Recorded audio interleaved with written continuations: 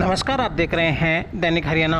आज कुलदीप यादव ने BJP office में बताया कि हम मजबूती से हम सभी मिलकर भाजपा की सरकार तीसरी बार जनता की ताकत के साथ मिलकर बना रहे हैं। हम सब मिलकर हरियाणा में भाजपा सरकार के साथ राष्ट्र को एक बार फिर से मजबूत करेंगे और हरियाणा में नई उमंग के साथ हर वर्ग के व्यक्ति के लिए काम करेंगे। उन्होंने कहा कि अटेली विधानसभा से जनता एक बार फिर से तीसरी बार बीजेपी की सरकार के लिए तैयार है और हम सब मिलकर तीसरी बार बीजेपी की ओर मजबूत करने का पूर्ण काम करेंगे। उन्होंने कहा कि जनता का प्यार बीजेपी और कुलदीप यादव को बराबर मिल रहा है। इस वक्त गणमान्य नागरिक भी उपस्थित थे। सभी ने बीजेपी की सराहना की। साथ में लोगों ने बताया कि कुलदीप यादव एक साफ छवि और ईमानदार लड़का है। भाजपा सरकार ने पिछले 2 योजनाओं में देश और हरियाणा में विकास करने में कोई कसर नहीं छोड़ी और आगे भी उन्नति करेंगे। आइए अब आपकी बात करवाते हैं सीधे कुलदीप यादव, विधानसभा अटेली, भावी उम्मीदवार बीजेपी। कुलदीप जी नमस्कार। नमस्कार पवन भाई।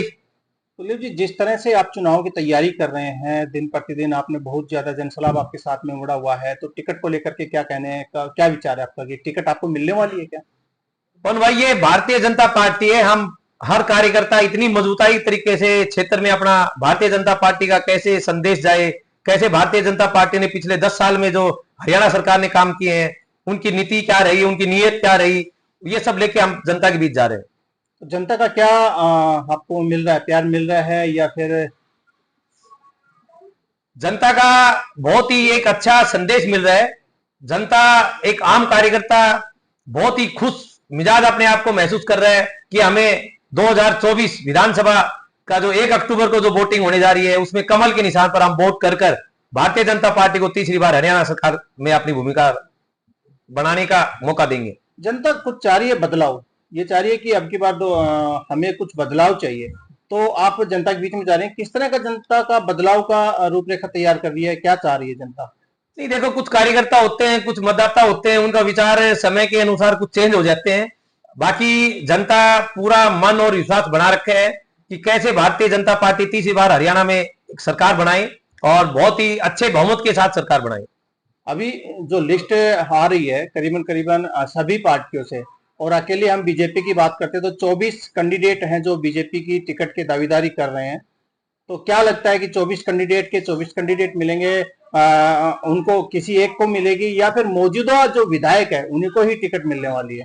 कौन भाई, ये आप और हम ये एक छोटा संदेश की बात कर रहे हैं। हमारे भारतीय जनता पार्टी का एक बड़ा संदेश होता है। यहाँ हर कार्यकर्ता टिकट के लिए फिजिबल भी है और योग्यता भी रखता है। एक आम कार्यकर्ता भी इस चीज की जो विधायक का जो चुनाव के लिए लड़ने की एक क्षमता रखता है और भारतीय जनता पार्टी हर विचारधारा को मजबूत तरीके से लेकर चलने वाली पार्टी। बात करते हैं कि आप 5 साल सरपंच रहे हैं और सरपंच के दौरान आपने कुछ दिन पहले यानी कि करीबन आप 6-7 महीने के बाद में ऑटोमेटिक कैसा आपका मन रुझाव हुआ कि क्यों ना विधानसभा के चुनाव लड़े जाए? ऐसा क्या सोच करके आपने चुनाव लड़ने की तैयारी की है? कौन भाई, ये विचार ऐसा नहीं होता भी आपके चाहने से आप नेता बन सकते हो, आपके चाहने से जब ये रिमोट सिस्टम है ऑन हो जाएगा। ये जनता का प्यार होता है, ये दुलार होता है माता बहनाओं का। ये सब एक विचारधारा के साथ में, ये सब परमात्मा की देन होती है। मैं 2016 में जब मैं सरपंच बना तो मेरी विचारधारा सरपंच की भी नहीं थी।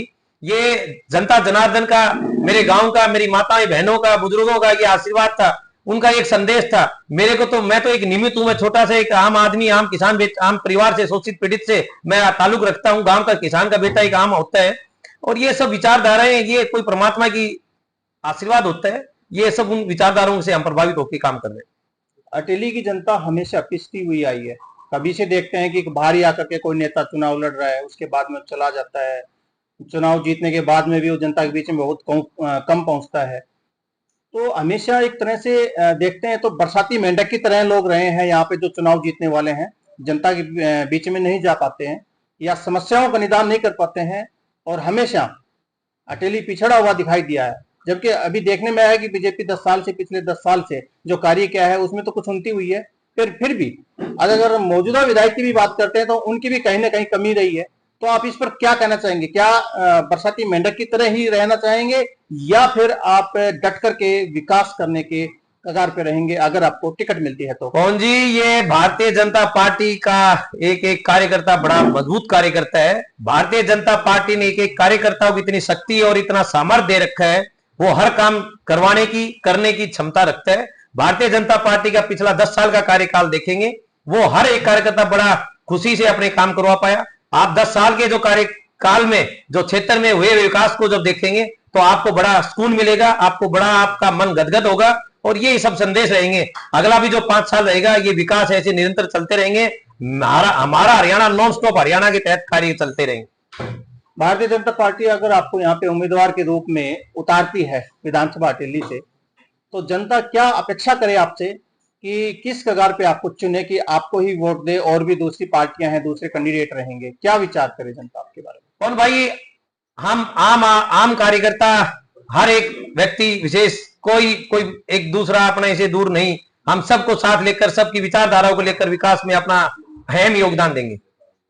किस तरह की आपकी रूपरेखा तैयार भी आपने की हुई होगी? आप जनता के बीच में जाकर के बता रहे होंगे कि हमारा ये कार्य रहेगा, हम इस तरह की डेवलपमेंट करेंगे, विकास करेंगे, गांव में बहुत सारी समस्याएं होती हैं उनका विकास करेंगे, ऐसा भी कुछ आपने बना रखा होगा अपना रूपरेखा जो आप गाँव में जाकर के बताते होंगे? कौन भाई, ये कोई विशेष चुनावों के लिए नहीं है। भारतीय जनता पार्टी एक संगठित पार्टी है। ये हम उस समय भी हम ये चिंतित रहते थे समाज में कैसी कैसी बुराइयां हैं, कैसे कैसे समाज में विकास हो सकते हैं, कैसे हमारा आम किसान, आम परिवार आगे बढ़ सकता है। ये हमने शुरू से अपने रोड मैप बना रखे हैं। उन नीतियों के तहत, उन सिद्धांतों के तहत हमें आगे काम करने और वो सब हम काम करेंगे।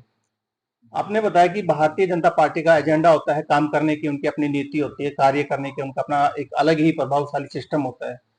तो उसी के हिसाब को अगर बात करते हैं कि मौजूदा विधायक को लेकर के, अगर मेरा एक छोटा सा प्रश्न उठता है कि उनका भी अपना भारतीय जनता पार्टी के एजेंडे के साथ में क्या उन्होंने कार्य किया है?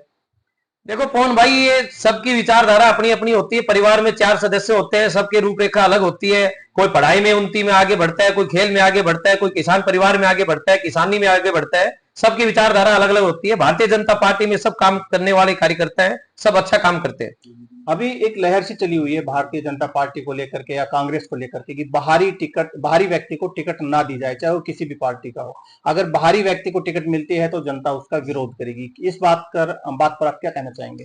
देखो पवन भाई, ये राष्ट्र की पार्टी है। भारतीय जनता पार्टी राष्ट्र की पार्टी है और ये राष्ट्र की पार्टी है, जन जन की आवाज को सुनती है। जन जन की आवाज राम की आवाज होती है और भारतीय जनता पार्टी राम के कामों को करने वाली पार्टी है और हर जन की आवाज को सुनकर काम करने वाली पार्टी है। बहुत अच्छा आपको संदेश मिलेगा। आप और हम अच्छा एक संदेश लेकर 2024 विधानसभा चुनावों को लड़ेंगे और जीत दर्ज करवाएंगे। हो सकता है बाहरी व्यक्ति को टिकट मिल जाती है बीजेपी से, उस दौरान क्या रवैया रहेगा आपके साथियों का, आपका और अटेली की जनता का?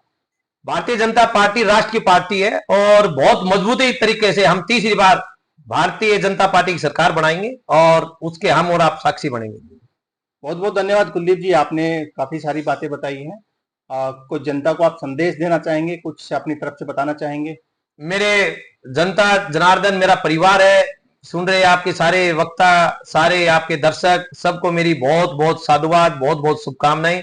आप सब भारतीय जनता पार्टी को तीसरी बार हरियाणा सरकार में अपना आशीर्वाद दे और तीसरी बार भारतीय जनता पार्टी मजबूताई तरीके से बहुमत के साथ में सरकार बनाए। ये सब आपका साथ रहे, आपके साथ की अपेक्षा रहे। ये मेरा आपसे साधुवाद है। नमस्कार। नमस्कार, धन्यवाद।